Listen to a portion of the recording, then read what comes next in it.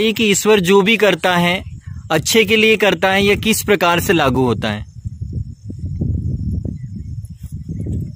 भक्तजनों, ईश्वर पारब्रह्म परमेश्वर जब भी कोई कार्य करते हैं वे अच्छे के लिए ही करते हैं, भले के लिए ही करते हैं, जनहितार्थ करते हैं।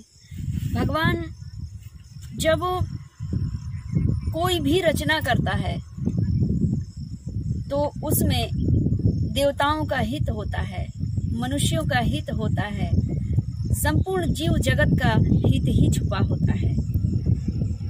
आज हम ये सौंदर्य का, आज हम इस प्रकृति के सौंदर्य का अनुभव कर रहे हैं और उसमें हम बड़े आनंद की अनुभूति ले रहे हैं। ईश्वर ने ये मंदिर देवालय स्थान बनाए हैं, ये सुंदर सुंदर झरने बनाए हैं, इनमें बड़ी सुंदरता है। ये संपूर्ण सौंदर्य, यह संपूर्ण सौंदर्य वह ईश्वर की ही देन है।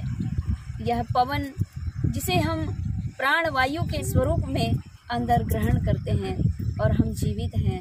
आज हमें अगर प्राण वायु हमें कुछ क्षण के लिए ना मिले तो हमारा जो जीव है, हमारी जीव आत्मा है, ये शरीर को छोड़ देगी। आप यथार्थ में जानते हैं कि अभी कुछ समय के लिए कोरोना नामक जो बीमारी मनुष्यों के शरीर में व्याप्त हुई, ईश्वर का हल्का सा झटका था और आप इसका जो परिणाम है भली भांति आप स्वयं जानते हैं, मैं अपने मुखारबिंद से क्या कहूँ।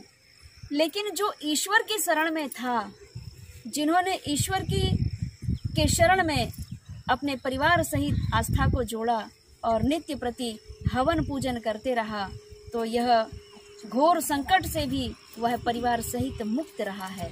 कई परिवार ऐसे रहे हैं जो ईश्वर की नित्य आराधना करते रहे हैं और भगवान शिव के नाम से, भगवान हनुमान जी के नाम से और अन्य देवी देवताओं के नाम से, नौ देवी शक्तियों के नाम से, 10 महाविद्याओं के नाम से उनका मनन चिंतन करते हुए और वे नित्य प्रति हवन पूजन अनुष्ठान करते रहे हैं। उनके जीवन में यह काल रूपी जो जाल है कोरोना का, वो नहीं व्याप पाया।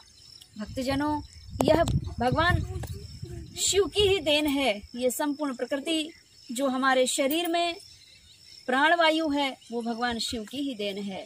पंच तत्वों में यह शरीर बना हुआ है और पंच तत्वों में ही विलीन हो जाएगा। बाहर हवा बाहर भी है और हमारे शरीर के भीतर भी है। ब्रह्मांड में जितना सुख सुविधा भगवान ने हमें दिया है उतना ही हमारे पिंड इस शरीर के भीतर भी दिया है।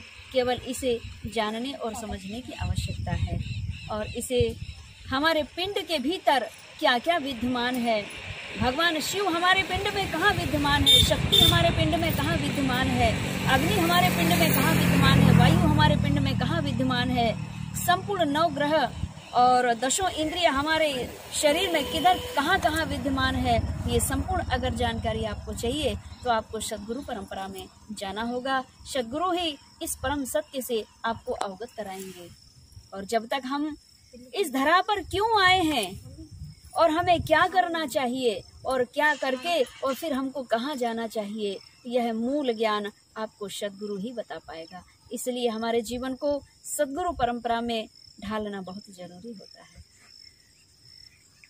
इसलिए भक्तजनों, ईश्वर हमारे लिए जो भी करता है अच्छे के लिए ही करता है। मनुष्य अज्ञानतावश यह जरूर कह देता है कि मेरे जीवन में घोर संकट है, घोर दुख है, मेरे जीवन में बहुत संघर्ष है, पारिवारिक तालमेल नहीं है, पति पत्नियों में तालमेल नहीं बन पा रहा है, बहन भाइयों में, परिवार में, समाज में सामंजस्यता नहीं बन पा रही है, ये तो हमारे जीवन में शायद ईश्वर का ही प्रकोप है, ऐसा मान लेते हैं। किंतु ऐसा नहीं है। भगवान जो कुछ करते हैं वे भले मनुष्य के और देवताओं के भले के लिए ही करते हैं, लेकिन अज्ञानतावश मनुष्य ईश्वर को ही दोषी ठहराने लगता है। जिस दिन उसके जीवन में सद्गुरु की प्राप्ति हो जाती है, सद्गुरु कृपा से उसे सद्ज्ञान की प्राप्ति हो जाती है, ईश्वर भक्ति की प्राप्ति हो जाती है, ईश्वर की प्राप्ति हो जाती है, तब वो फिर भगवान की निंदा कभी नहीं करता है और भगवान सदैव अपने भक्तों के लिए हित का ही कार्य करते हैं। अगर जीवन में कष्ट आया है तो वो कष्ट का कारण भी भक्त मनुष्य स्वयं होता है।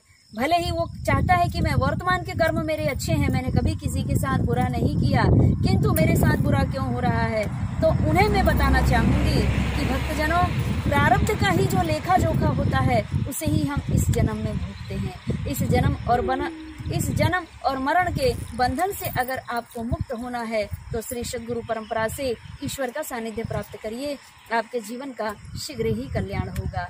जय माँ बगलामुखी, जय श्री महाकाल।